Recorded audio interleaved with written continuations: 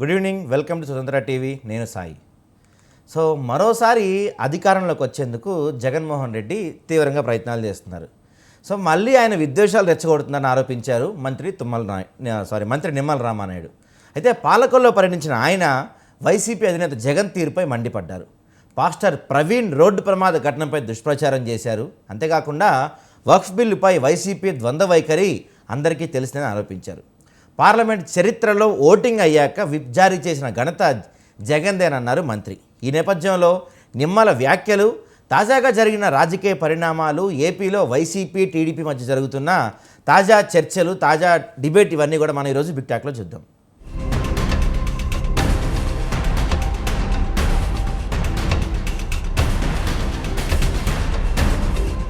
Right. So ఈ అంశం గురించి మనతో మాట్లాడటానికి టీడీపీ నుంచి కంచర్ల విజయభాస్కర్ గారు ఉన్నారు. నమస్తే విజయభాస్కర్ గారు. నమస్తే. సో చెప్పండి సార్, ఏంటి పరిస్థితి? జగన్మోహన్ రెడ్డి గారు మరోసారి అధికారంలోకి వచ్చేందుకు విద్వేషాలు రెచ్చగొడుతున్నారు, మత విద్వేషాలు రెచ్చగొడుతున్నారని చెప్పి ఈ మంత్రి నిమ్మల రామారెడ్డి గారు ఆరోపించారు. ఏంటి, నిజంగానే జగన్మోహన్ రెడ్డి చేస్తున్నారా, లేకపోతే యాజ్ యూజువల్గా ఏదో విమర్శించాలి కాబట్టి మీ మంత్రి అలా అన్నారా? లేదు, మంత్రి గారు మాట్లాడిన దాంట్లో ఎంత అంతరార్థం ఉంది అంటే, వారి యాటిట్యూడ్ గమనిస్తుంటే గత 10 మాసాలుగా వాళ్ళు అధికారంలోకి వచ్చి రాగానే వెంటనే ఢిల్లీ పోయి ఈ ప్రభుత్వాన్ని రద్దు చేయండి అని చెప్పి ఆరోపించిన వాళ్ళు ఇక వాళ్ళు ఆ కొద్ది వ్యవధిలోనే ఆ విధంగా వాళ్ళు అధికారం కోల్పోయామనే దుగ్ధతో ఈ ప్రభుత్వాన్ని రద్దు చేయండి, తిరిగి ఎన్నికలు నిర్వహించండి అని ఢిల్లీకి పోయి కంప్లైంట్ ఇచ్చిన వాళ్ళు ఇక వాళ్ళ ఆగడాలు, వాళ్ళ దుశ్చర్యలు, వాళ్ళ ఆలోచన తీరు, వాళ్ళు భవిష్యత్తులో ఈ ప్రభుత్వాన్ని పడగొట్టడానికి చేసే కుతంత్రాలు, ఇవన్నీ వాళ్ళకి మామూలుగా వెన్నతో పెట్టిన విద్య. అందులో భాగంగా వాళ్ళు ఇటీవల చూస్తూ ఉంటే ప్రతి చిన్న సంఘటనని భూతద్దంలో చూపించడం, అదేవిధంగా పాస్టర్ ప్రవీణ్ హత్యని స్పష్టంగా ఆంధ్రప్రదేశ్ డీజీపీ స్పష్టంగా హైదరాబాద్లో బయలుదేరినప్పటి నుంచి తన నివాసం దగ్గర నుంచి యాక్సిడెంట్ ప్లేస్లో ఆయన అదే స్పాట్లో ఆయన మరణించే వరకు మొత్తం ఎన్ని వైన్ షాప్స్ దగ్గర ఇది ఆగింది, పెట్రోల్ బంక్ దగ్గర ఆగింది, అదేవిధంగా రోడ్డు ప్రయాణంలో మార్గ మధ్యంలో ప్రయాణాలు, అదేవిధంగా రాజమండ్రి చేరుకున్న అక్కడ పరిస్థితులు, ఇవన్నీ స్పష్టంగా సీసీ కెమెరాల ద్వారా లోకానికి వెల్లడించడం జరిగింది. అది అఫిషియల్గా చక్కగా ఎవరు చూసినా కూడా అందులో అక్కడ ఏమి డివియేట్ చేసి చూపించింది ఏం లేదు. మరి దాన్ని ఇంకా ప్రచారం చేస్తూ ఉన్నారు హత్యని.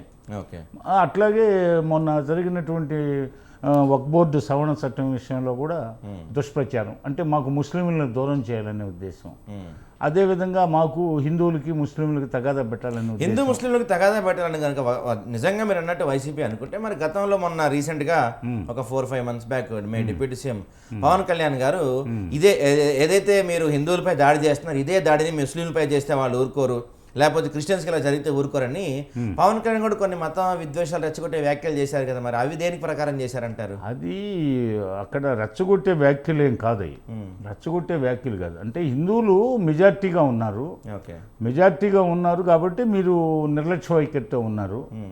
అదే వాళ్ళు అల్పసంఖ్యాకులైనా తక్కువ మంది అయినా సంఘటితంగా ఉంటున్నారు, వారిని చూసి మీరు నేర్చుకోవాల్సింది చాలా ఉంది అని చెప్పాడు తన స్వమతమైన హిందూ మతస్థులకి. మీరు వాళ్ళని చూసి నేర్చుకోండి, అల్పసంఖ్యాకులైనటువంటి వారు ఎంత సంఘటితంగా ఎంత ఐకమత్యంతో ఉన్నారనే ఉద్దేశంతో చెప్పింది. అంటే మనం అర్థం చేసుకునే విధానాల్లో అనేక రకాలు ఉంటాయి. వారి ఉద్దేశం అది. వారు డిప్యూటీ సీఎంగా ఉన్నారు, రాజ్యాంగం మీద ప్రమాణం చేశారు, వారు ఎందుకు అవకతవకలుగా మాట్లాడతారు? లౌకిక రాజ్యం ఇది, సెక్యులర్ డెమోక్రటిక్ కంట్రీలో ఆ విధంగా ఎందుకు మాట్లాడు. మరి అదేవిధంగా వాళ్ళు వక్ఫ్ బోర్డు సవరణ చట్టం కూడా పోయిన ఆగస్టు నెలలో కేంద్ర ప్రభుత్వం ఒక జాయింట్ పార్లమెంటరీ కమిటీ వేసింది. ఆ జాయింట్ పార్లమెంటరీ కమిటీ భారతదేశంలో 25 రాష్ట్రాలు సందర్శించింది. 25 రాష్ట్రాలు సందర్శించింది.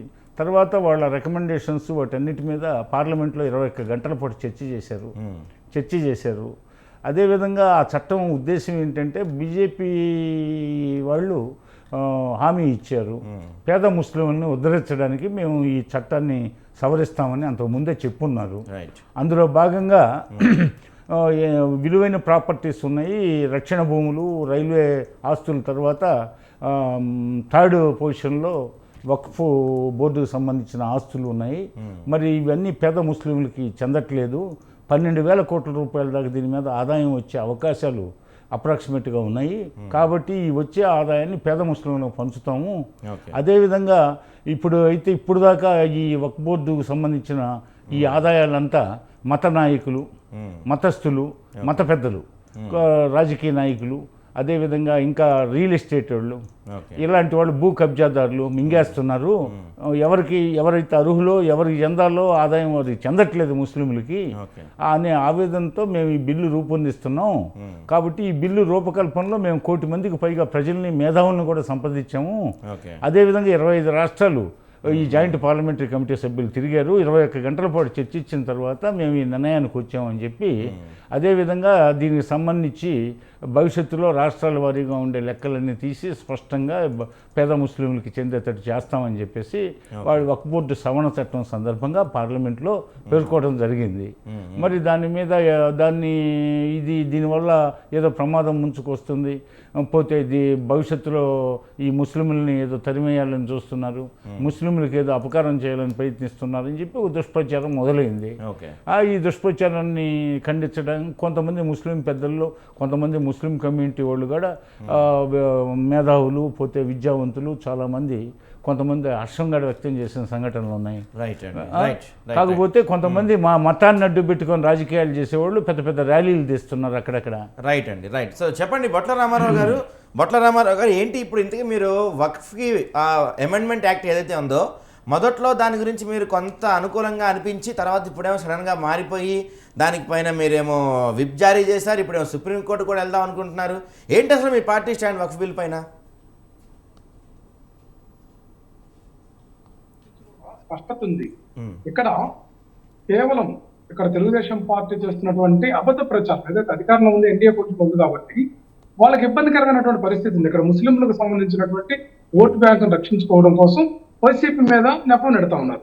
వైఎస్ఆర్ కాంగ్రెస్ పార్టీ క్లియర్ గా పార్లమెంట్ లో ఏదైతే విప్ జారీ చేసి మరి ఒక బిల్ ని వ్యతిరేకించింది కదంటే చాలా స్పష్టంగా ఉంది. ఆ పరిస్థితిని కూడా సోషల్ మీడియా ఏదైతే ఐటీడీపీ కానీ తెలుగుదేశం పార్టీ అనుకూలమైనటువంటి మీడియా, ఆ వైసీపీ కూడా ఏదైతే ఒక బిల్లు ఏదైతే ఎన్డీఏ ప్రవేశపెట్టి దానికి అనుకూలంగా మాట్లాడిందని కొంత ప్రచారం చేశారండి. మేము దాన్ని నిరూపించుకోవాల్సి వచ్చింది. నేనేమంటున్నానంటే ఒక బిల్లు విషయంలో సుప్రీంకోర్టుకి వెళ్ళినటువంటి అంశం మనకు తెలిసిందండి. నిన్న ఒక సుప్రీంకోర్టు రూలింగ్ ఇచ్చిందండి. త్రిసభ్య ధర్మాసనం క్లియర్ గా చెప్పింది ఈ యొక్క వక్ఫ్ ఆస్తులు కానీ నియామకాల్లో కానీ ముస్లిమేతరుల యొక్క నిర్ణయం కానీ ఏమవుతుంది స్టేటస్ కో ఇచ్చింది. ఇది చంపబెట్టు కదండి ఎన్డీఏకి కానీ ఈ యొక్క తెలుగుదేశం పార్టీకి కానీ. ఇది అర్థం చేసుకోవాల్సినటువంటి అవసరము తెలుగుదేశం పార్టీకి ఉంది, ఎన్డీఏకి ఉందండి.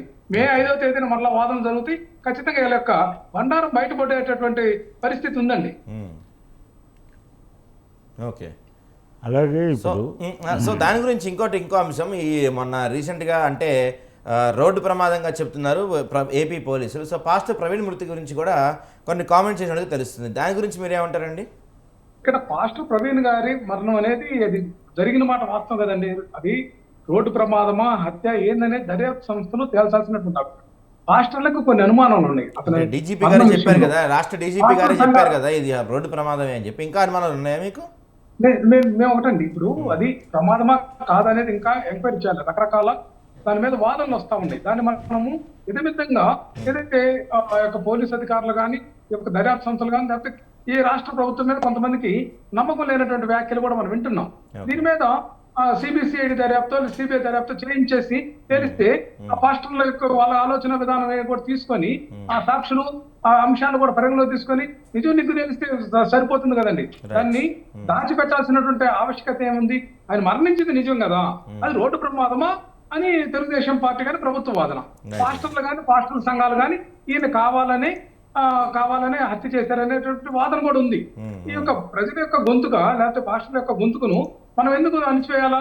అలా యాంగిల్ కూడా దర్యాప్తు చేయించడం తప్పేం కాదు కదండి. అది ప్రజాస్వామ్య వ్యవస్థలో ప్రతి ఒక్కరి అనుమానాన్ని నివృత్తి చేయాల్సినటువంటి పరిస్థితి ఉంది కదా. ఓకే, రైట్ అండి.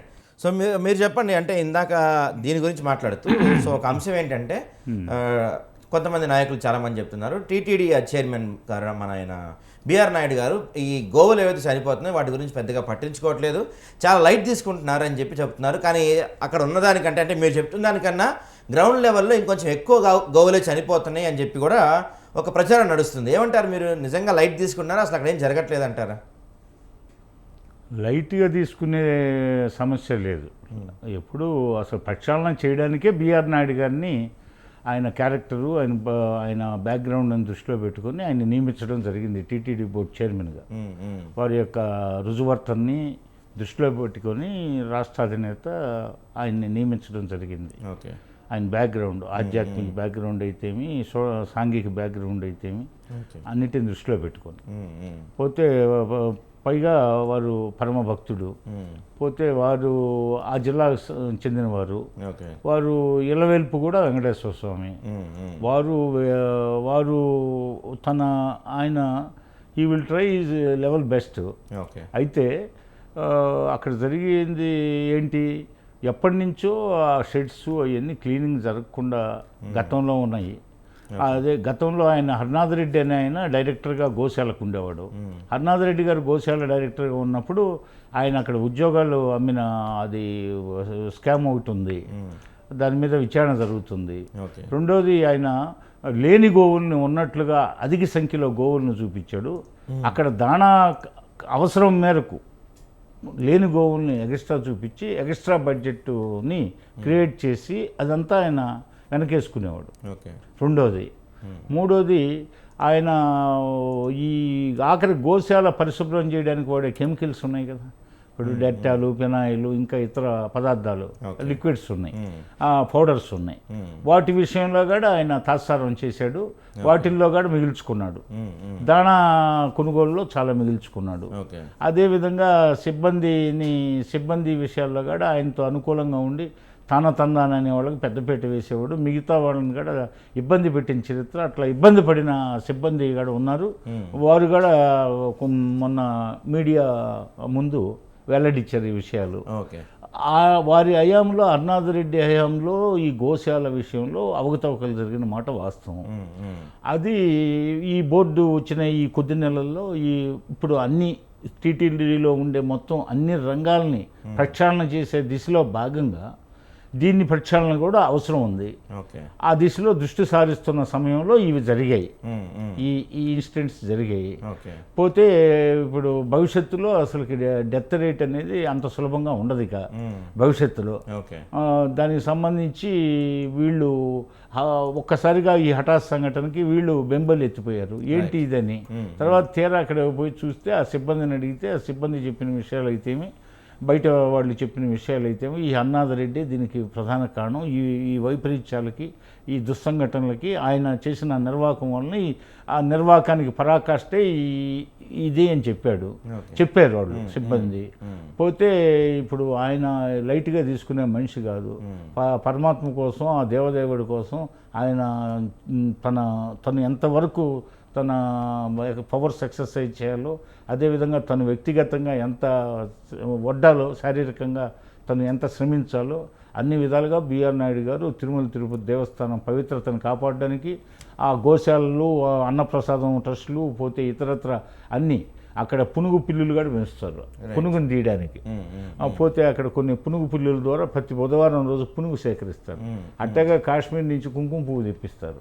అట్లాగే ఇంకా జీడిపప్పులు, బాదం పప్పులు, పెసరపప్పులు, ఈ నూనెలు, చింతపండ్లు, ఇవన్నీ ఈ పదార్థాలు, కిరాణాలు, ఇవన్నీ టెండర్స్ ద్వారా ఇచ్చేస్తారు. వీటన్నిటిలో అవకతవకల మీద దృష్టి సారించి అన్నిటినీ కొలిక్కి పెట్టడానికి ఇప్పటికే చాలా వరకు కృషి జరిగింది. రైట్ అండి. రామారావు గారు చెప్పండి, మీ పార్టీ నేత, మాజీ టీటీడీ చైర్మన్ భూమన కరుణాకర్ రెడ్డి దాదాపు 100 గోవులుగా పైనే చనిపోయిందని చెప్పి ఆయన చేసిన వ్యాఖ్యలపై ఏదో కేసు కూడా నమోదైనట్టుంది.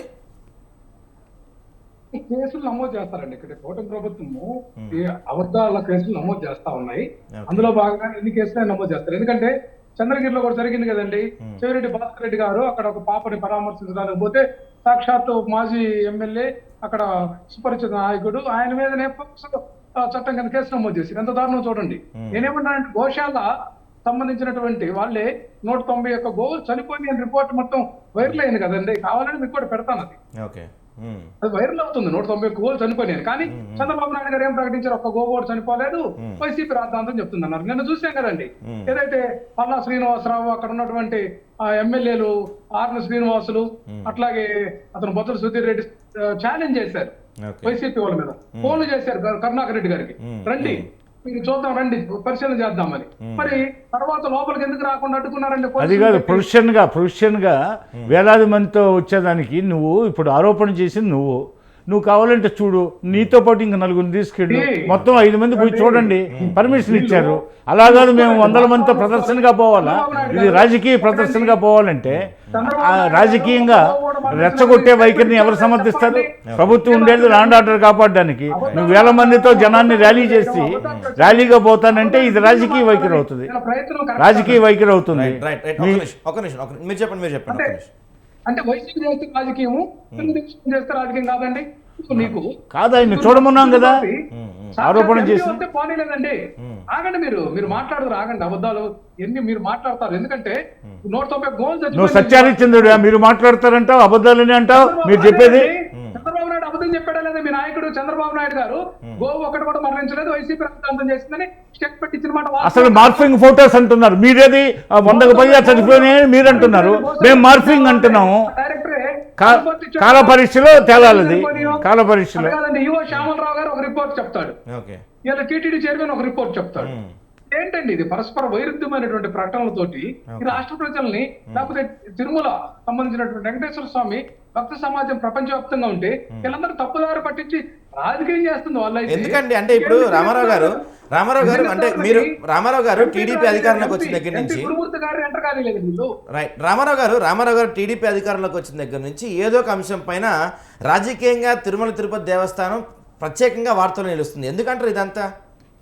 ఖచ్చితంగా అండి, వీళ్ళు విఆర్ నాయుడు గారికి పరిపాలన చేత కదండి. ఆయన ఏదో వ్యాపారవేత్త, ఏదో టీవీ ఛానల్, ఏదో హాయ్ అంటే చేసుకునే. నేను కూడా ఈ మధ్య చూసి ఆయన యొక్క పరిపాలనా విధానంగానే ఆయన ఆఫీసులో ఎవరు రెండో మనిషితోటి కూర్చోడు, ఆయన ఒంటరిగా కూర్చొని ఏదో ఆయన ఫోను, ఆయన ఫోన్లు, ఆయన వ్యాపారాలు చూసుకునే పరిస్థితి. నేనేమంటున్నానంటే మీరు అంటున్నారు ఇప్పుడు మీరు అంటున్నారు కాదు రామారావు గారు మీరు చెప్తున్నారు ఆయనకి వ్యాపారవేత్త, ఆయనకి ఇప్పుడు చేత కావట్లేదు అంటున్నారు. గతంలో మీ పార్టీ హయాంలో ఉన్నప్పుడు మనం చూసాం, ఆయన 100 పెంచుతారు, 500 పెంచుతారు, 2000 పెంచుతారా, పెంచండి అని చెప్పి గతంలో మాట్లాడిన వీడియో మనం చూసాం. గుర్తుందా మీకు ఆ వీడియో?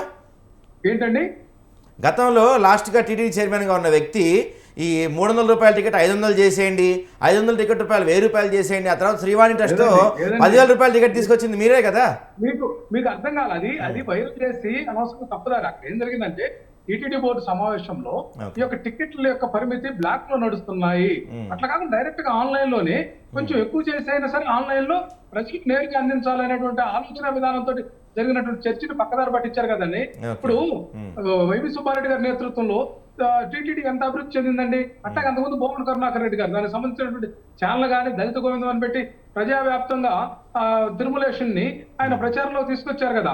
ఈ విధమైన ఆలోచన విధానం ఒక్కటి చేశారు, చూపించండి. వీళ్ళు వచ్చినాక లడ్డు అని చెప్పి తిరుపతి ప్రతిష్టను దెబ్బతీశారు. అదేమైనా జరిగిన సుప్రీంకోర్టు మొట్టికాయలేసింది. ఏమయ్యా ఆ యొక్క లడ్డు వెనక్కి తిప్పి పంపినటువంటి కల్తీ నెయ్యిని దాన్ని వాడలేదు కదా, దాన్ని ఎందుకు రాద్ధాంతం చేస్తున్నారని సుప్రీంకోర్టు చెప్పిందాక వీళ్ళు ఆగలేదు కదండి. అట్లాగే వైకుంఠ ఏకాదశి దూరదర్శనానికి సంబంధించి గతంలో ఎప్పుడు లేనటువంటి యొక్క నిర్లిప్తత అనమాట. ఇక్కడ ఒకటి జరుగుతుందండి, టీటీడీలో కూడా కొంతమంది స్వార్థ పరులని అక్కడ పెట్టారు. అక్కడ ఆర్ని శ్రీనివాసులకు సంబంధించినటువంటి మనుషులు హడావిడి చేయడం వల్ల తొక్కిసలాట జరిగింది అనేది కూడా బహిర్గతమైంది కదండి. అట్లాగే ఏపీ ఫైబర్ నెట్ సంబంధించినటువంటి వాళ్ళు టికెట్ల విక్రయాల కోసం పాల్పడి స్కామ్ చేస్తున్నటువంటి పరిస్థితి కూడా ఈరోజు జరుగుతుంది కదండి. వీటన్నిటిని కూడా అంటే రామారావు గారు అంటే మీరు ఎందాక అడుగుతున్నారు కదా, ఇప్పుడు కొత్తగా వచ్చిన ఆయన ఏం చేశారని. గతంలో టీటీడీ హయాంలో అంటే వైవి సుబ్బారెడ్డి గారు ఉన్నప్పుడు ఈ క్యూ లైన్లలో ప్రసాదాలు మంచి తీసేశారు. చిన్నపిల్లలకి ఉచిత దర్శనం ఉండేది, చిన్నపిల్లల తల్లులు ఉంటారు కదా సంవత్సరంలో పిల్లలకి, వాళ్ళ దర్శనం తీసేశారు, ముసలి వాళ్ళకి తీసేశారు. తర్వాత మెట్ల మీద నుంచి నడిచి వచ్చిన వాళ్ళకి ఎవరైతే ఉంటారో వాళ్ళకి ఒక టోకెన్ ఉంటుంది, ఏదో చాలా తొందరగా దర్శనం అయిపోవడానికి, అది కూడా తీసేశారు కదా మీ హయాంలో. మరి మీరు చేసింది ఏంటి తిరుపతిలో చెప్పండి మీరు ఒకసారి. లేదండి, తిరుమల తిరుపతి దేవస్థానంలో క్లీన్ అండ్ గ్రీన్ గా చాలా మంది తెలుగుదేశం పార్టీ సుజనా చౌదరి కూడా చెప్పాడు కదండి. ఏదైతే సుజనా చౌదరి విపక్షంగా ఉన్నా కూడా ఆయన టీటీడీ గురించి చాలా మంచి కాంప్లిమెంట్లు ఇచ్చారు. ఎవరు ఇచ్చినా కూడా మంచి కాంప్లిమెంట్లు ఇచ్చారు. కేవలం తెలుగుదేశం పార్టీ వారు మాత్రం దీన్ని ఏదో మాట్లాడాలా, రాద్ధాంతం చేయాలని చేస్తున్నారు. కానీ బొమ్మన కరుణాకర్ రెడ్డి హయాంలో కానీ అట్లాగే వైవి సుబ్బారెడ్డి గారి హయాంలో కానీ ఎక్కడ రిమార్క్ లేదండి. ఆ చిరుతుపల్లి అంశంలో కూడా ఆయన కర్రలు గిర్రలు చేసి భూమన కరుణాకర్ రెడ్డి గారు చాలా సంరక్షణ చేసేటటువంటి ఆ ప్రణాళికలు కూడా చేశారు కదండి. ప్రతి దానికి ఒక సొల్యూషన్ చూశారు. ఇక్కడ ఎక్కడ సొల్యూషన్ ఉందండి ఇప్పటికి? అయితే రామారావు గారు ఒకప్పుడు మనకి ఏపీలో సహజంగా కులాల మధ్య గొడవలు జరుగుతుండేవి. కానీ ఈ మధ్య కాలంలో వరుసగా అంటే ఇప్పుడు పాస్టర్ ప్రవీణ్ అంశం కావచ్చు, వక్ఫ్ బిల్ అంశం కావచ్చు, లేకపోతే తిరుమతి అంశం కావచ్చు, ఇలా ఏపీలో ఎందుకు ఈ మధ్య కాలంలో మతపరమైన అంశాలు, మత విద్వేషాలు జరుగుతున్నాయి? ఇది రెచ్చగొడటానికి మీరే కారణం అంటున్నారు టీడీపీ వాళ్ళు. నిజంగానే మీరు మత విద్వేషాలు రెచ్చగొట్టే ప్రయత్నంలో ఉన్నారా? ఇది అబద్ధ ప్రచారం అండి. తెలుగుదేశం పార్టీ ఏం చేస్తా ఉందంటే కేవలం ఒక అమరావతిని వ్యాపార కేంద్రంగా, పోలవరాన్ని ఒక వ్యాపారాత్మకంగా చూసుకొని వాళ్ళ అనుయాయులు వాళ్ళు డబ్బులు సంపాదించుకోవడం తప్పితే సమాజం పట్ల ఏం దృష్టి పట్ల అన్ని వర్గాలు ఇక్కడ కేవలం క్రిస్టియన్స్ ముస్లింసే కాదండి, అన్ని వర్గాలు ఈరోజు అసంతృప్తిగా ఉన్నారు. రైతాంగం ఏమన్నా సంతృప్తిగా ఉంది చెప్పండి? వీళ్ళు చెప్పారు కదా, అన్నదాత సుఖీభవ 15,000 నుంచి 20,000 పెంచి నెల అదే సంవత్సరానికి ఇస్తామని చెప్పి ఒక్క విడత కూడా ఇవ్వలేదు. సంవత్సరం అవుతుంది. రైతులు మోసం చేయటం, వీళ్ళకి దగా చేయటం మామూలు సాంప్రదాయంగా వస్తుందండి. 2014-19లో కూడా రుణమాఫీ చేస్తామని చెప్పి పూర్తిగా దాని లక్షణాలు కుదించి 5 విడతలు అని చెప్పి చివరి 2 విడతలు కూడా ఎగ్గొట్టారు కదండి. చెప్పింది ఈ యొక్క అబద్ధాలు ప్రచారం చేయడంలో వీళ్ళు సిద్ధహస్తులు. ఏమంటాడంటే నువ్వు దేశ అబద్ధం అంటాడు. మీరు చెప్పిన అబద్ధాలే కదా. సూపర్ 6 ఏది, 104 హామీలు ఇచ్చారు, బీసీ మహిళలు అన్నారు, బీసీలకు 50,000 పెన్షన్ అన్నారు, ఎక్కడ ఏది అమలు కావట్లేదు కదా. రైట్ అండి, మాట్లాడదాం వాటి గురించి కూడా పూర్తి వివరాలు ఇంకొంచెం డీటెయిల్గా అనాలిసిస్ చేద్దాం. సో మీరు చెప్పండి విజయభాస్కర్ గారు, అంటే గతంలో మనం ఏపీలో చూసుకుంటే ఎప్పుడు ఇలాంటి పరిస్థితులు లేవు. అంటే వరుసగా మీ కూటమి ప్రభుత్వం అధికారంలోకి వచ్చిన దగ్గర నుంచి తిరుపతి లడ్డూపై రచ్చ జరిగింది, ఆ తర్వాత వైకుంఠ దర్శనంలో కొంతమంది చనిపోయిన సంఘటన జరిగింది, తర్వాత మన పాస్టర్ ప్రవీణ్ పగడాల గొడవ ఒకటి, ఇప్పుడు ఈ వక్ఫ్ బిల్ ఒకటి. వరుసగా ఏపీలో ఎందుకు ఇలా మత రాజకీయాలు నడుస్తున్నాయి అనుకోవాలి ఈ మధ్యకాలంలో? ఎవరు చెప్పారండి? మీరు 5 సంవత్సరాల 10 మాసాల ముందు అంటే జగన్ అధికారంలోకి వచ్చాడు 2019 నుంచి 24 దాకా. National bureau of crime records 2019, 20, 21, 22, 23, 24 మేము జూన్ 12 ప్రమాణ స్వీకారం చేసే నాటికి జగన్ గారు ముఖ్యమంత్రిగా, ఆపద్ధర్మ ముఖ్యమంత్రిగా ఉన్న సమయాన్ని పరిగణలో తీసుకుంటే నేషనల్ క్రైమ్ బ్యూరో రికార్డ్స్ ఏం వెల్లడిచ్చాయి? హత్యలు కానీ, మానభంగాలు కానీ, అత్యాచారాలు కానీ, పోతే దోపిడీలు కానీ, దౌర్జన్యాలు కానీ, స్మగ్లింగ్ యాక్టివిటీస్ కానీ, రక్తచందనానికి సంబంధించినవి కానీ, నక్షత్ర తాబేళ్లకు సంబంధించినవి కానీ, జోదం కేసులు కానీ, బెట్టింగ్ కేసులు కానీ ఎవరు ఉన్నారనేది. అదేవిధంగా తిరుమల కొండ మీద జోదము, వ్యభిచారము, పోతే ఇవన్నీ చేయించింది ఎవరు? అదేవిధంగా డ్రగ్స్ అమ్మిచ్చింది ఎవరు? గంజాయి అమ్మిచ్చింది ఎవరు? పోతే అవన్నీ ఒక్కరోజు మేము మా ఆయాంలో ఎవరో ఎగ్ బిర్యానీ సీరియస్ అలిగేషన్ చేస్తున్నారు. అంటే తిరుపతి కొండ పైన డ్రగ్స్, వ్యభిచారం ఇవన్నీ జరిగినాయా నిజంగా మీరు అంటున్నారు? అవును, జగన్ గారి 5 సంవత్సరాల హయాంలో ఇవన్నీ జరిగాయి. ఇవన్నీ వెల్లడైన పాత క్లిప్పింగ్స్ తీసుకున్నాం. తులసిరెడ్డి గారు ఉన్నారు మనతో పాటు. తులసిరెడ్డి గారు నమస్తే. సో చెప్పండి, ఏంటి ఇప్పుడు మనకి టీడీపీ వాళ్ళు చెప్తున్నారు గతంలో వైసీపీ హయాంలో తిరుమల కొండపై అన్ని అంటే మనం చెప్పలేనివన్నీ కూడా జరిగినాయి అని చెప్తున్నారు. జరిగినాయా నిజంగానే? సరే, మనం పేపర్లో చూస్తున్నాం కదా, అప్పుడప్పుడు అది రొటీన్గా కాదు కానీ అప్పుడప్పుడు కొన్ని ఇన్సిడెంట్స్ అప్పుడు జరిగినాయి, ఇప్పుడు జరుగుతున్నాయి. కాబట్టి ఇష్యూ ఇచ్చినప్పుడు దాన్ని ఇష్యూ జరగకుండా చూసుకోవడం ఒక ఎత్తు, ఇష్యూ జరిగినప్పుడు దాన్ని సామరస్యంగా పరిష్కరించడం ఒక ఎత్తు, మూడవది దాని గుణపాఠం నేర్చుకుని భవిష్యత్తులో జరగకుండా చూసుకోవడము. అది వైకాపనా, టీడీపీనా, కాంగ్రెస్ అని కాదు. చొలుగు వచ్చేసి ఒక పెద్ద వ్యవస్థ, పెద్ద సంస్థ ఉన్నప్పుడు కొన్ని సమాజంలో వచ్చేసి అసాంఘిక శక్తులు ఉంటారు, రకరకాల వ్యక్తులు ఉంటారు. దీని రాజకీయ కోణంలో కొన్ని ఉంటాయి. ఈ యొక్క మద్యము, డ్రగ్స్, గంజాయి, ఈ యొక్క రకరకాల సోషల్ మీడియా, ఇవన్నీ రకరకాలు ఉంటాయి. కాబట్టి మనము అప్పుడు జరగలేదని చెప్పలేము, అప్పుడు జరిగినాయి, ఇప్పుడు జరుగుతాయి, రేపు కూడా జరుగుతాయి. గతంలో కాంగ్రెస్ హయాంలో కూడా అసలు జరగలేదని చెప్పలేదు. ఇవన్నీ జరుగుతూ ఉంటాయి. కానీ ఎప్పటికప్పుడు దాన్ని ట్యాకిల్ చేస్తూ ఉండాలి, ఆ కోణంలో ఆలోచించాలి. కానీ గతంలో మీ ఎక్కువ, మా ఎక్కువ ఒకటి కూడా జరగకుండా చూసుకోవాలా, అయినా జరుగుతూ ఉంటాయి. ఆ ఇష్యూ జరిగినప్పుడు దానికి ఆ పరిష్కరించే విధానంగా ఆలోచించాలి. కానీ ఒకరి మీద ఒకరు వచ్చేసి వేసుకొని మీది ఎక్కువ, నువ్వు దొంగ అంటే నేను దొంగ, నువ్వు అపవిత్రుంటే నువ్వు అంతకన్నా అపవిత్రుడివి అని ఆ కోణంలో చర్చించుకొని పెద్ద ఉపయోగం ఉండదని నా అభిప్రాయం.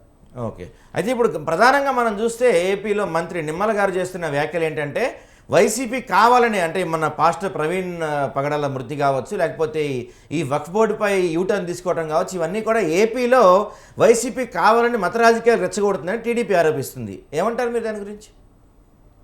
ఇప్పుడు సరే ఒక ఇష్యూ వచ్చినప్పుడు ఇప్పుడు వాళ్ళనే కదా కొందరు మతాన్ని సమయం వచ్చినప్పుడు మతాన్ని ఉపయోగిస్తారు, ఇంకోసారి కులాన్ని ఉపయోగిస్తారు, మరొకసారి ఉపకులాన్ని ఉపయోగిస్తారు.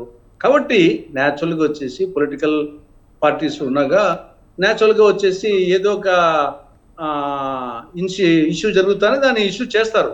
దాన్ని మనం సమర్థవంతంగా ఎదుర్కోవడమే. దాంట్లో వచ్చేసి ఏదో ఒక వైకాపా వాళ్ళే చేస్తుంది కాదు. ఏం గతంలో వచ్చేసి వీళ్ళు కుల రాజకీయాలు చేయలేదా? ప్రతిసారికి మనకు అలవాటు అయిపోయింది వచ్చేసి ఒక దళిత మహిళను రేపు చేశారని, అంటే మిగతా మహిళలను రేపు చేసిన. కాబట్టి మనకు అది ప్యాషన్ అయిపోయింది. మన రాష్ట్రంలో మతాలు వాడుకోవడము, కులాలు వాడుకోవడము, ఉపకులాలు వాడుకోవడము.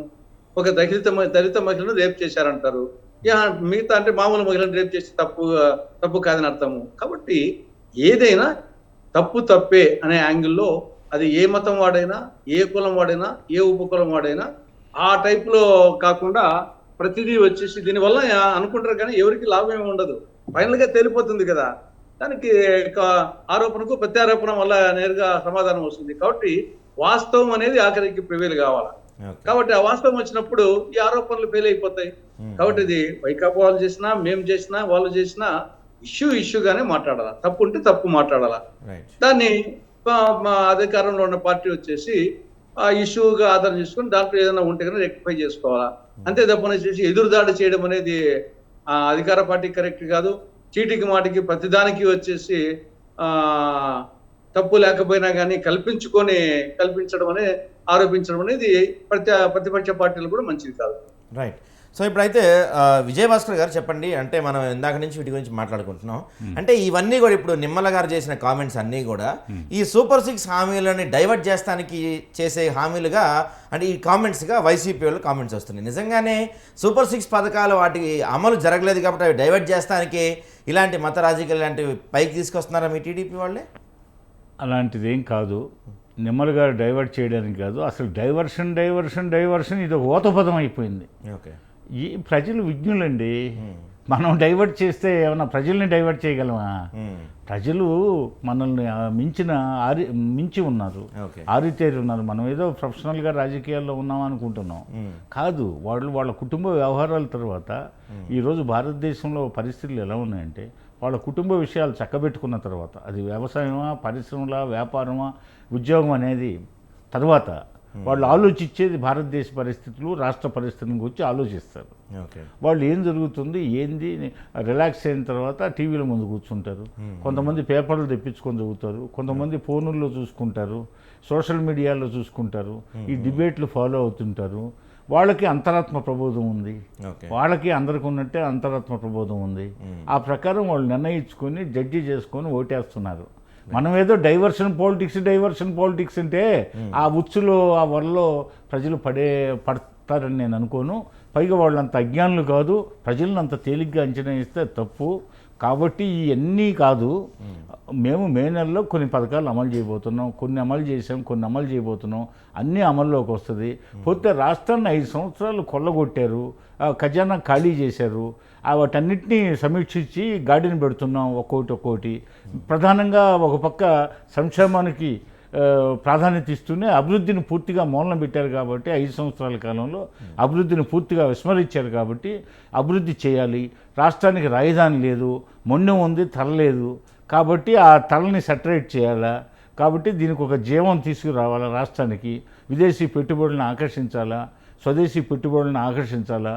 అందులో భాగంగా ఈరోజు అమరావతికి సంబంధించి పోలవరం, అవి 2 జీవనాడి లాంటివి. కాబట్టి ఈ 2 అభివృద్ధి కార్యక్రమాలు, అదేవిధంగా బనగచెర్ల ఉంది, దాన్ని లైన్లో తీసుకురావాలా. పెండింగ్ ప్రాజెక్టులు ఉన్నాయి, వాటన్నిటినీ అమల్లోకి తీసుకురావాలా. అదేవిధంగా పెన్నారు పథకం ఉంది, దాన్ని అమల్లోకి తీసుకురావాలా. ఇవన్నీ అభివృద్ధి కార్యక్రమాలు. మరో పక్క టెక్నాలజీని భావితరాలకి, ఇప్పుడున్న యువతకి అందుబాటులోకి తీసుకొచ్చే ప్రయత్నాలు జరుగుతున్నాయి. ఇండస్ట్రియలైజేషన్ చేయడానికి ప్రయత్నం చేస్తున్నాం. ఆ నిరుద్యోగాలు 20 లక్షల మందికి ఉద్యోగాల కల్పనకి ఇప్పటికే కొంతమందికి హామీలు తీసుకున్నాం, ఎంఓఏలు కుదుర్చుకుంటున్నాం. కాబట్టి మేము సంక్షేమ కార్యక్రమాలు అమలు చేస్తాం, అభివృద్ధి కార్యక్రమాలు అమలు చేస్తాం, మేనిఫెస్టోలో ఇచ్చిన ప్రకారం అన్నీ అమల్లోకి వస్తాయి. కొంచెం వాళ్ళు 5 సంవత్సరాల పాటు తీవ్రంగా రాష్ట్రాన్ని లూటీ చేశారు కాబట్టి మేము అధికారంలోకి వచ్చిన తర్వాత పూర్తిగా అంతకుముందు లూటీ చేస్తున్న విషయం తెలుసు, హామీలు ఇచ్చే ముందు. కానీ ఇంత స్థాయిలో లూటీ అయిందనేది మేము నివ్వెరిపోయాం. కాబట్టి నివ్వెరిపోయిన తర్వాత ఈ పథకాలు అమలు చేయడానికి ఏంటి అనే ఎక్సర్సైజ్ జరుగుతుంది. అందులో భాగంగా తుది దశకు వచ్చింది. త్వరలో అన్ని అమలు చేయబోతున్నాం. రైట్. తులసిరెడ్డి గారు, ఇప్పుడు వీళ్ళు చెప్తున్నారు 5 సంవత్సరాలు మొత్తం రాష్ట్రం మొత్తం లూటీ అయిపోయింది, మేము అనుకున్న దానికన్నా ఎక్కువ లూటీ అయిపోయింది, ఖజానాలో ఏమీ లేవు కాబట్టి మేము చెప్పిన సూపర్ 6 పథకాలు అమలు చేయలేకపోతున్నామని చెప్తున్నారు. సో ఈ వ్యాఖ్యలు నిజంగానే అనుకోవచ్చా మనం, లేకపోతే డైవర్షన్ పాలిటిక్స్ ఓన్లీ అమరావతి అమలు చేస్తాం మేలో చేస్తాన్నారు కదా, ఆల్మోస్ట్ 1 year అయిపోద్ది కదా మేకి మీరు వచ్చి. మేము జూన్ 12 వచ్చింది, అదే దాదాపుగా. అయితే తెల్లవారాలకి ప్రమాణ స్వీకారం కాగానే తెల్లవారాలకి అమలు చేస్తామా? అంటే మీరు అధికారంలోకి వచ్చే ముందు మీ ఎక్కడ ఎన్నికల మేనిఫెస్టోలో 1 సంవత్సరం తర్వాత చేస్తామని చెప్పలేదు కదా, అధికారంలోకి వచ్చిన వెంటనే. అట్లా కాదు, అంబేద్కర్ గారి విదేశీ విద్యా దీవెన పథకాన్ని 2022 దాకా రద్దు చేశాడు. 2019 నుంచి 2022 దాకా 3 సంవత్సరాలు లేదు. తర్వాత ఎన్నికలు సమీపిస్తున్నాయని చెప్పి విదేశీ విద్యా దీవెన పథకం ప్రపంచంలో మహాపురుషుడిగా గుర్తింపు పొందుతున్నటువంటి డాక్టర్ బిఆర్ అంబేద్కర్ గారి పేరు తీసేసి ఈ మన రాష్ట్ర ముఖ్యమంత్రి తన పేరు వైఎస్ జగన్ విదేశీ విద్యా దీవెన పథకంగా మార్చుకున్నాడు. పేరు మార్చాడు, పోతే ఆ పథకాన్ని 3 సంవత్సరాలు సస్పెండ్ చేసి తిరిగి తన పేరుతో అమల్లోకి తెచ్చాడు. మరి దానికి ఏముంటావు? రైట్ మాట్లాడదాం. మీరు చెప్పండి తులసిరెడ్డి గారు, మీరు చెప్పండి.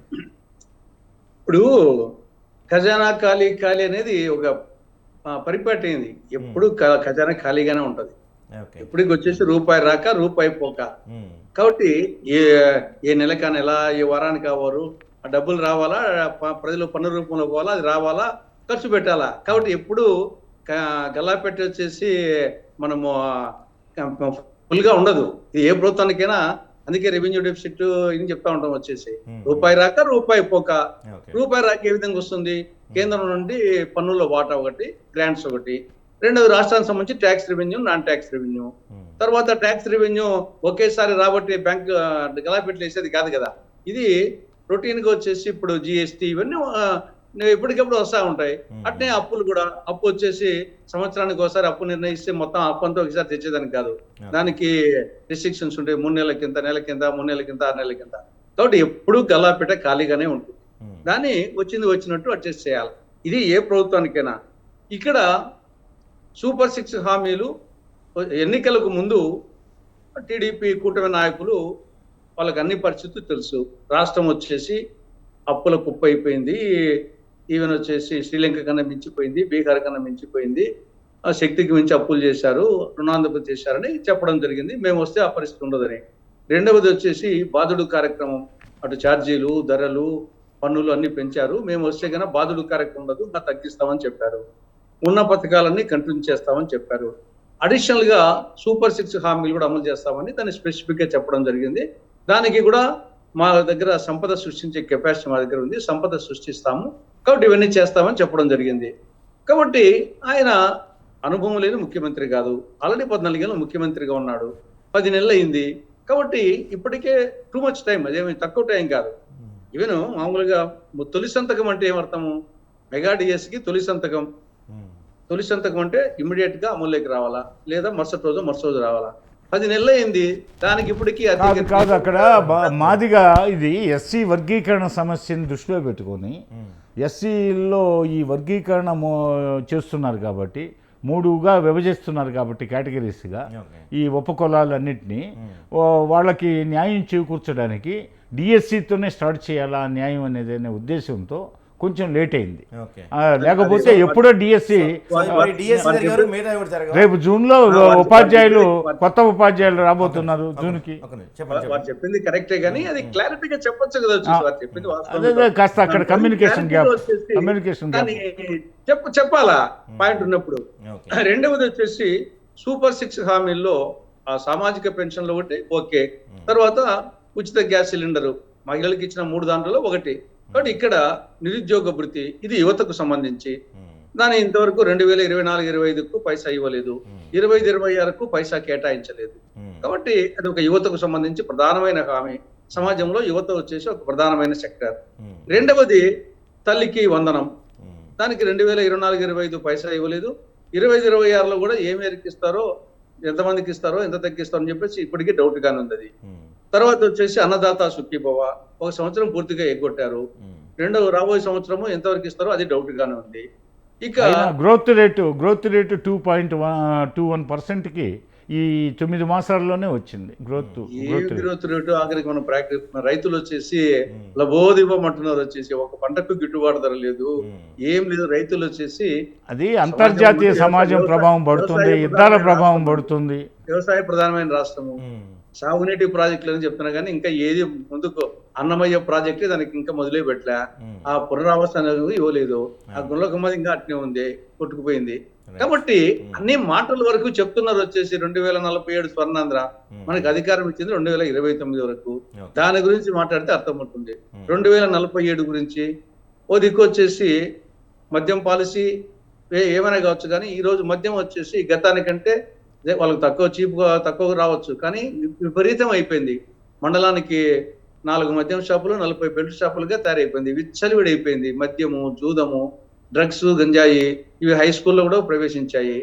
కాబట్టి మనము ఇవన్నీ దీనికి తోడు ఇటీవల కాలంలో డ్రగ్స్ గంజాయి ఏ రోజు తెలుగుదేశం పరిపాలనలో రాలేదు. గతంలో కూడా ఉన్నది, కానీ ఇప్పుడు వచ్చేసి గతంలో లేదని చెప్పడం లేదు, గతంలో ఉన్నది. ఇప్పుడు మరి టూ మచ్ అయిపోయింది వచ్చేసి. దానికి సోషల్ మీడియా ఒకటి యాడ్ అయిపోతుంది ఈ లోపల. రాను సోషల్ మీడియా ఇది ఒక పెద్ద అసాంఘిక మీడియా అయిపోయింది.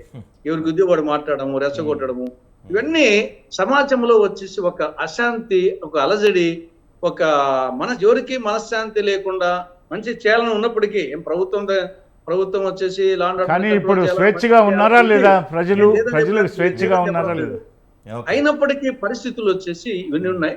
సరే, దీన్ని ఎప్పటికప్పుడు పరిష్కరించాలి. సుపరిశిక్ష హామీల వరకు ఇప్పటి వరకు మాత్రము కొంత ఫెయిల్యూర్ కింద లెక్క చూస్తాం. మరి ఇంకా త్వరలో అన్నదాత సుఖీభావ ఇంప్లిమెంట్ చేస్తామంటున్నారు. తర్వాత ఇది తల్లికి వందనం చేస్తామంటున్నారు. ఇంకా మిగతా హామీలు వచ్చేసి నాకు తెలిసి ఆడబిడ్డ నిధి అమలు చేయలేరు. తర్వాత ఎస్సీ, ఎస్టీ, బీసీ, ముస్లిం మైనారిటీలకు 50 ఏళ్ళకి ఇప్పించను, అది కూడా నాకు సాధ్యం కాదు. ఓన్లీ వచ్చేసి మహిళలకు ఉచిత బస్సు ప్రయాణానికి అవస్థ పడుతున్నారు. యాక్చువల్ గా తక్కువ ఖర్చు అయితే అదే 3,500 కోట్లు సరిపోతుంది ఇయర్కు, దానికే అవస్థలు పడుతున్నారు. ఇంకా వచ్చేసి ఆడబిడ్డ నిధి కింద దాదాపు అది పెద్ద అమౌంట్ అవుతుంది, 30,000 కోట్లు కావాలి, వచ్చేసి సంఖ్య ఎక్కువ అది. కాబట్టి కొన్ని చేయలేరు, వాళ్ళు చెప్పారు కానీ ప్రయత్నం చేసినా కానీ చేయలేని కొన్ని ఉన్నాయి. చూద్దాం, మరి చేస్తే మంచిదే. రైట్ అండి. సో మీరు చెప్పండి రామారావు గారు, అంటే ఇప్పుడు మీరు ఆరోపణలు చేస్తున్నారు, సూపర్ 6 పథకాలు అమలు అవ్వట్లేదు, లేకపోతే లేట్ అవుతున్న ఆరోపణలు చేస్తున్నారు. కానీ ఈ ఆరోపణల గురించి వైసీపీ పెద్ద ఎత్తున ప్రజా ఉద్యమాలు కానీ ప్రజల్లో మీరు గ్రౌండ్ లెవెల్లో మీరు తిరిగి దీని గురించి అడుగుతుంది, కానీ ఎక్కడ కనపడుతుందా మీ లీడర్ కానీ మీ కేడర్ కానీ? ఎక్కడ లేదు సార్. ఇప్పుడు మనం ఈ యొక్క ప్రభుత్వం వచ్చిన తర్వాత ఏంటి 3 నెలలకి ఉద్యమాలు చేస్తున్నారని చెప్పినటువంటి పరిస్థితి. ఎందుకంటే మా కేడర్ని, మా కార్యకర్తల్ని, మా నాయకుల యొక్క ఇళ్ల మీద పోయి దౌర్జన్యాలు, దాడులు చేసి మర్డర్లు ఇవన్నీ చేశారు. అట్లాగే ఈ రాష్ట్రంలో దాదాపు 200 పైగా మహిళల మీద అఘాయిత్యాలు జరుగుతున్నాయి, దాని మీద మాట్లాడాం. అట్లాగే మనం చూస్తా ఉన్నాం, ఏదైతే రైతులకు సంబంధించినటువంటి ఉద్యమం కూడా చేశాం. ఇప్పుడు రైతులు కూడా దగా పడ్డారండి. ఎంఎస్పి ఏదైతే మద్దతు ధర కూడా లేనటువంటి పరిస్థితి, రైతులు మిర్చి కానీ ఏదైతే ఈల్డింగ్ కూడా ఈ యొక్క ఏదైతే కరువు పరిస్థితులు లేకపోతే వర్షాభావ పరిస్థితులతోటి ఒకవైపు నష్టం ఉంటే ధరలు పతనం అవుతుంటే దాన్ని పట్టించుకున్నటువంటి పాపాన్ని పోలా. రైతులు కదిలించండి మీరు. ఇక్కడ డిబేట్ కి వచ్చి విజయభాస్కర్ గారి వరకు ఆ పౌడర్ వేస్తే కుదరదు. మీ గ్రౌండ్ లో ఏముంది? పొగాకు పతనం అవుతుంది ధర, మిర్చి ధర పతనం అవుతుంది, శనగల ధర ఎంత ఉంది కనుక్కోండి, గతంలో ఎంత ఉంది, ఇప్పుడు ఎంత ఉందో. అట్లాగే రైతులకు మద్దతుగా నిలబడ్డాం. అట్లాగే నిరుద్యోగ యువతకు, మరి విద్యార్థులకు ఫీజు రియంబర్స్మెంట్ చేయాలని నిలబడ్డాం. అట్లాగే ఈ యొక్క హాస్పిటల్స్ కూడా చూస్తా ఉన్నాం. ఆరోగ్యశ్రీకి సంబంధించినటువంటి బిల్లులన్నీ కూడా ఆపితే హాస్పిటల్ యాజమాన్యాలు ధర్నాలు చేస్తున్నటువంటి పరిస్థితి. ఇవన్నీ కూడా ఉద్యమాలన్నీ కూడా పుట్టుకొస్తా ఉంటే వీళ్ళు ఏం లేదు, కేవలం ధనార్జన కోసం మాత్రమే. ఏదో 3 పార్టీలుగా పరోక్షంగా, 3 పార్టీలు ప్రత్యక్షంగా, మరి కొన్ని ప్రజా సంఘాల వీటిని మేనేజ్ చేసుకొని ఏదో రాజ్యాంగబద్ధంగా కాకుండా ఏదో ఎట్లాగొట్లా మేనేజ్ చేసుకొని అధికారంలోకి వచ్చారు. ఇది లక్కీగా ఏదైతే కోతికి కొబ్బరి చెప్ప దొరికిన చందాన వీళ్ళు మరలా ధనం సేకరించుకొని ఓడేసుకొని మనం ఎంజాయ్ చేయాలనేటువంటి ఆలోచన విధానంతో ఇది ఏదో రాజరికం వ్యవస్థగా చేస్తున్నటువంటి విధానాలు ఉన్నాయి. కానీ ఇక్కడ ప్రజా విధానాలు ఎక్కడ కనిపిస్తుందండి ఈ రాష్ట్రంలో? రైట్. అంటే వీళ్ళు అంటున్నారు ఇప్పుడు ఈ పరిస్థితి రావడానికి రాష్ట్రం ఇలా దివాలా తీయడానికి కారణం మీరే, మీ హయాంలో మీరు అడ్డగోలుగా చేసిన పనుల వల్ల, అడ్డగోలు ఇచ్చిన వాటి వల్ల ఇప్పుడు ఇలా అయిపోయిందని చెప్తున్నారు కదా. సార్ ఒకటి వినండి, ఇదే బడ్జెట్ ఉంది 2014-19 కాలంలో, కానీ జగన్మోహన్ రెడ్డి గారు కరోనాను కూడా తట్టుకోండి 2.5 సంవత్సరం. జీడిపి కానీ ఏదైతే జిఎస్టీ కూడా కొనుగోలు విధానం కూడా చూస్తే అన్నిట్లో మెరుగ్గా ఉంది. అప్పటికిప్పుడు కూడా చూసుకున్నా కూడా ఆ వ్యత్యాసం ఉంది.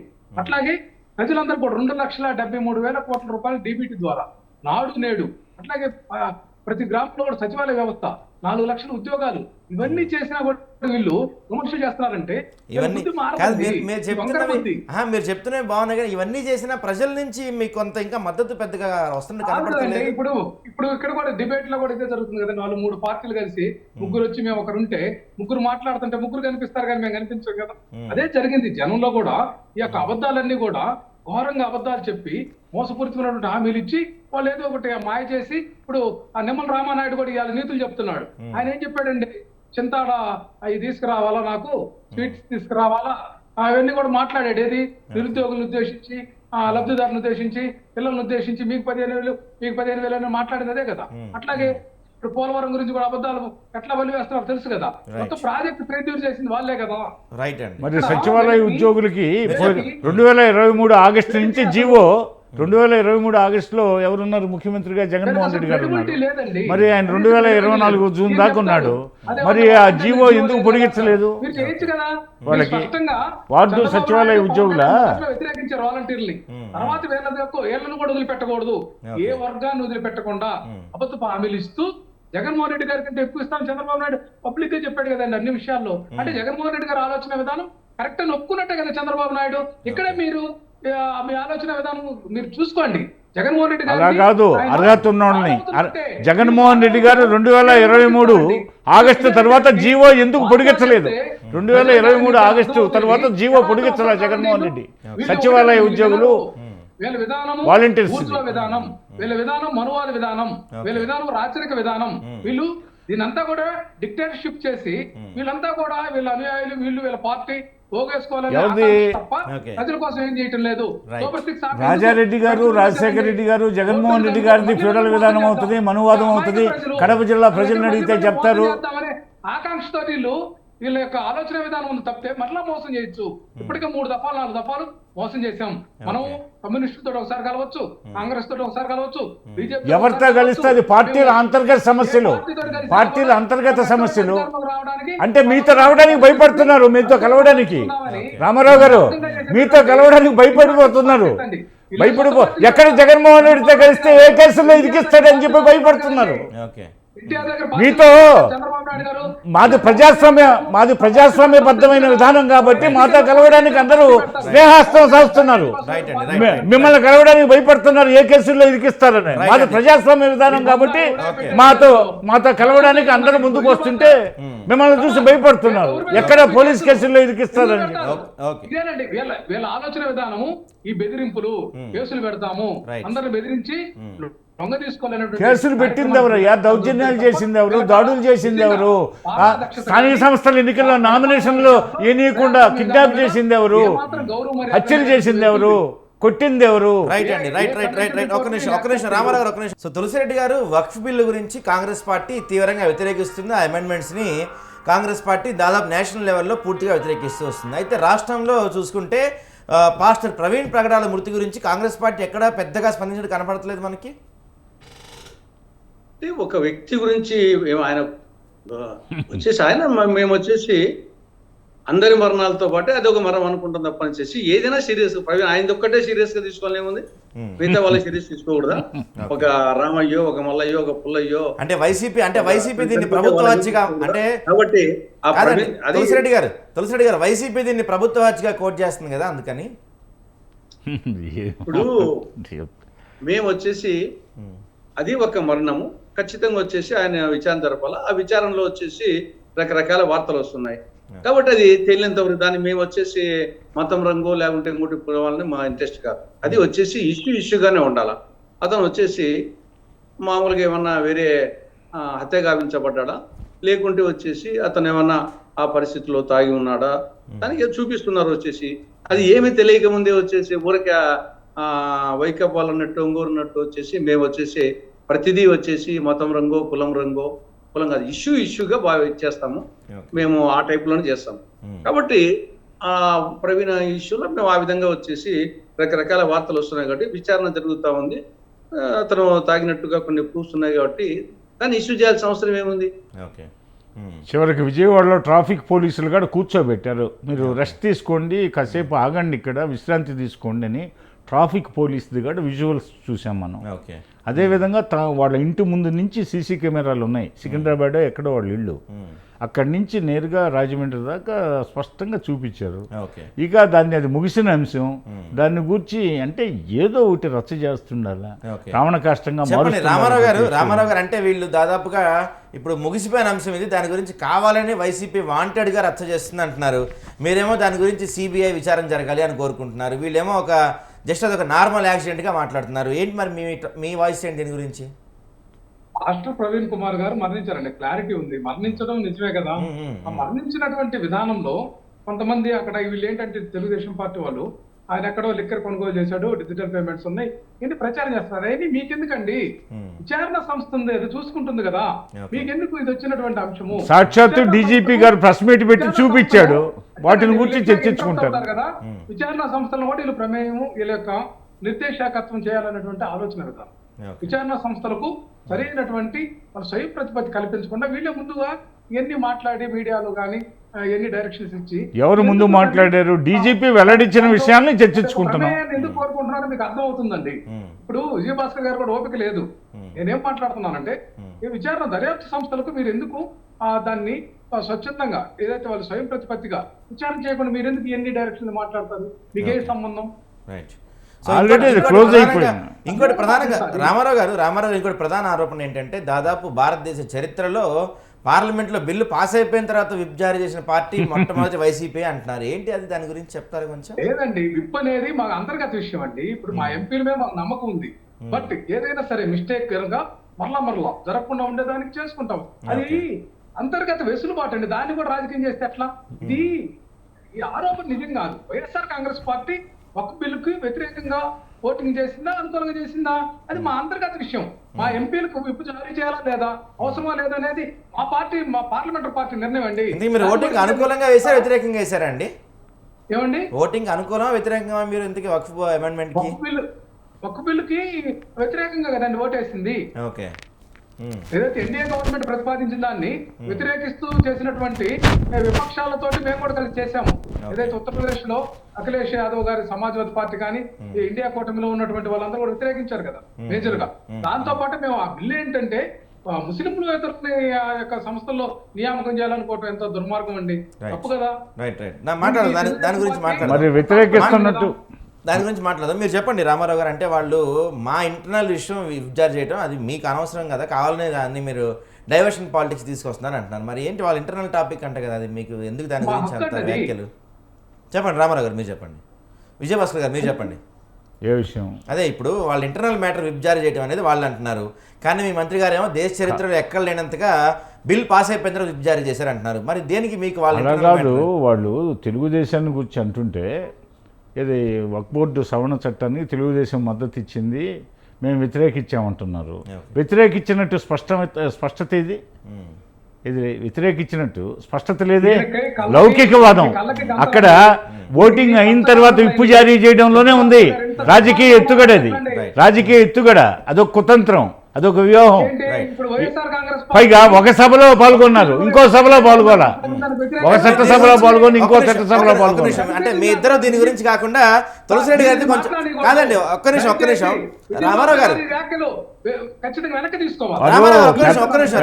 సోదరులు ఆయన రాజ్యసభ సభ్యుడిగా చేశారు, వారు చెప్తారు. రామారావు గారు ఒక్క నిమిషం. తులసిరెడ్డి గారు మీరు చాలా సీనియర్, మీరు చూశారు. ఒక్క నిమిషం అండి విజయ్ గారు, ఒక్క నిమిషం. మీరు అబ్జర్వ్ చేశారు. సో ఈ వక్ఫ్ అమెండ్మెంట్ బిల్లుపై వైకాపా వైఖరి గురించి మీరు చెప్పండి. ఏంటి సార్? మిమ్మల్ని కాదు, తులసిరెడ్డి గారిని. ఇప్పుడు ఇది మా వరకు వచ్చేసి మా స్టాండ్ వచ్చేసి ఇది ముస్లింలకు అనుకూలమా లేకుంటే హిందువులకు వ్యతిరేకమైన ఇష్యూ కాదు. ఇది రాజ్యాంగ పరిధిలో ఉందా లేదనేది మేము ఆలోచించాం. కాబట్టి రాజ్యాంగ పరిధిలో లేదనేది మేము వచ్చేసి ఆర్టికల్ 14, ఆర్టికల్ 15, ఆర్టికల్ 26 కాబట్టి వీటికి వ్యతిరేకంగా ఉంది, రాజ్యాంగ వ్యతిరేకంగా ఉంది. ప్రత్యేకించి ఒక 2 అంశాలు వచ్చేసి వక్ఫ్ బోర్డులో వచ్చేసి ముస్లిమేతరులు ఉండడం అనేది, మనము హిందూ ట్రస్ట్ బోర్డ్స్ లో ఏ విధంగా హిందూయేతరులు ఉంటే ఏ విధంగా ఒప్పుకోరో అది వచ్చేసి అది కరెక్ట్ కాదు అనేది ఒక పాయింట్. రెండవది వచ్చేసి దానం చేసే వ్యక్తి 5 ఏళ్ల పాటు వచ్చేసి ఇస్లాం ఆచరించి ఉండాలా అనే నిబంధన పెట్టడం అనేది కరెక్ట్ కాదని చెప్పేసి మేము ఇష్యూ బేస్డ్ గా, ఇది ముస్లింలకు అనుకూలంగానో లేకుంటే హిందువులకు వ్యతిరేకం కాదు, ఇది రాజ్యాంగానికి అనుకూలం ఉందా, రాజ్యాంగ పరిధిలో ఉందా లేదని మేము ఆ విధానం మీద మేము పార్లమెంట్ లో వ్యతిరేకించాము. ఆ విధంగా వచ్చేసి మేము సుప్రీంకోర్టు కూడా వేయడం జరిగింది. సరే వీళ్ళు 2 పార్టీలు వచ్చేసి వీళ్ళు రాజకీయం వీళ్ళు చేస్తున్నారు, మేము రాజ్యాంగ పరిధిలో మేము పోతున్నాము, వీళ్ళు వచ్చేసి ఓట్ల పరిధిలో వీళ్ళు ఆలోచిస్తున్నారు. వీళ్ళు వచ్చేసి బీజేపీతో దూరం అయితే వేరే ఇబ్బందులు ఉంటాయని తెలుగుదేశము అనుకూలంగా చేస్తే, బీజేపీకి అనుకూలంగా ఉంటే కొన్ని ఓట్లు పోతాయని ఆ విధంగా సందిగ్ధంలో వాళ్ళు ఉన్నారు. వీళ్ళు వచ్చేసి ఓట్ల రాజకీయంతో వీళ్ళు చేస్తున్నారు తప్ప ఇద్దరు ఓట్ల కోసం చేస్తున్నారు. మేము మాత్రము రాజ్యాంగ పరిధిలో ఇష్యూ బేస్డ్ గా ఏది న్యాయము ఏది అన్యాయము ఆ కోణంలో మేము ఆలోచిస్తాం. అంటే మీ గురించి అంటలేదు నేను, మీరు చూశారు కాబట్టి దగ్గర నుంచి. సో వైకాపా ఎలాంటి వైఖరి అనుభవించింది అంటే పార్లమెంట్లో అనుకూలంగా వాళ్ళు ఓటు వేశారా, వ్యతిరేకంగా వేశారా, తటస్థంగా ఉండిపోయారా? అంటే లోక్సభలో వ్యతిరేకంగా వేసింది స్పష్టంగా తెలుస్తుంది, బిల్లుకు లోక్సభలో వ్యతిరేకంగా వేసింది. అవును, రాజ్యసభలో మరి క్లారిటీ లేదు కానీ ఒక ఎంపీ వచ్చేసి అతను ఆదాని అంబానీ వాళ్ళకు అమిత్ షాకు మిక్కుడు, అతను వచ్చేసి బిల్లుకు అనుకూలంగా వేసినట్టు స్పష్టంగా తెలుస్తుంది. మిగతా వాళ్ళు వచ్చేసి క్లారిటీ రావడం లేదు. కానీ లోక్సభలో వచ్చేసి బిల్లుకు వ్యతిరేకంగా వచ్చినట్టు ఆడ క్లారిటీ ఉంది, రాజ్యసభది క్లారిటీ రావడం లేదు. సో అది అయితే రామారావు గారు మరి చెప్పండి, రాజ్యసభలో క్లారిటీ లేదు, మీరేమో ఓ పక్కన కోర్టుకి వెళ్ళి దీనిపైన సుప్రీంకోర్టుకి. రామారావు గారు వినిపిస్తుందా అండి? సో రైట్, చిన్న టెక్నికల్ గ్లిచ్ ఉంది. సో ఇది చూద్దాం మరి ఈ వక్ఫ్ బోర్డు పైన ఏపీలో జరుగుతున్న తాజా రాజకీయ పరిణామాలపైన వీళ్ళ వర్షన్ ఎలా ఉంది కదా. సో ఇది వాళ్ళ బిగ్ టాక్లో మనతో పాల్గొన్నందుకు వైసీపీ నుంచి బొట్ల రామారావు గారికి, టీడీపీ నుంచి కంచర్ల విజయభాస్కర్ గారికి, కాంగ్రెస్ నుంచి తులసిరెడ్డి గారికి థ్యాంక్ యూ అండి. సో ఇది వాళ్ళ డిబేట్. రేపటి డిబేట్లో మళ్ళీ కలుసుకుందాం. కీప్ వాచింగ్ స్వతంత్ర టీవీ.